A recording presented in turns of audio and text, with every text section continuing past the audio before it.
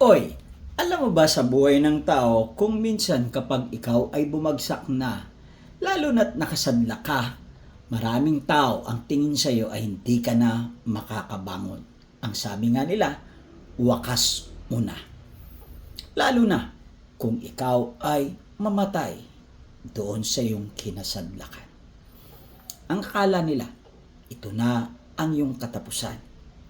Pero yun pala, ito na ang iyong simula pa lamang. Ang inyo pong lingkod ay napunta sa Rome, Italy at nabisita ko ang Oy Gladiator Colosseum noong taong 2016 sa Rome, Italy, mas kilala sa Flavian Amphitheater.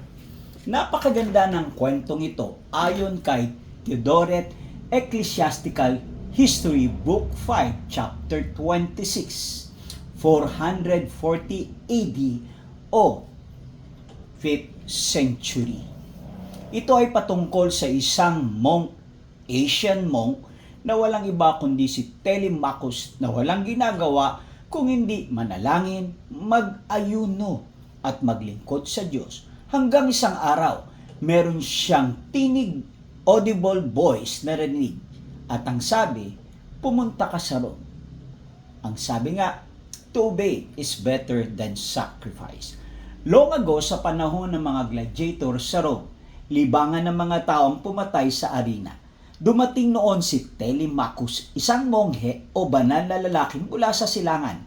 Habang naglalakad siya sa Roma, narinig niya ang sigawan ng mga tao sa Colosseum. Pumasok siya at nagulat, mga tao ay nagtatawanan habang mga gladiator na naglalabanan hanggang mamatay. Hindi niya kinaya ang nakita. Tumalon siya, pumasok siya mismo sa gitna ng arena at sumigaw, "Sa ngalan ni Kristo, tigilan ninyo ito." Nagulat ang lahat, ang ilan natawa, ang iba nagalit, hanggang siya'y binato hanggang mamatay. Sa ibang version, sinaksak ng gladiator. Sa ibang version naman, inutusang patayin siya. Nung mamatay na siya, tahimik ang lahat pagkatapos. Nang mabalitaan ito ni Emperor Honorius, na pag-isip siya kung ang isang banal na tao ay handang mamatay para pigilan ang kaharasan, dapat nang matapos ito. At mula noon, ipinagbawal ang gladiator games sa Roma. Tuluyan nang nagtapos ang dugo sa arena. Ano ang moral lesson? Minsan isang tao lang ang kailangan para tumigil ang karasan. Telemachus did not fight with a sword. He fought with faith and courage. His death gave life and peace to many others. Yan po ang istorya kung minsan sa mga taong nagbuwis ng buhay, ang kanilang dugo ang nagsilbing tubig sa tigang na lupa at ang kanilang ideologies o ideas ang naging binhi, sumibol ito na mulaklak at namunga.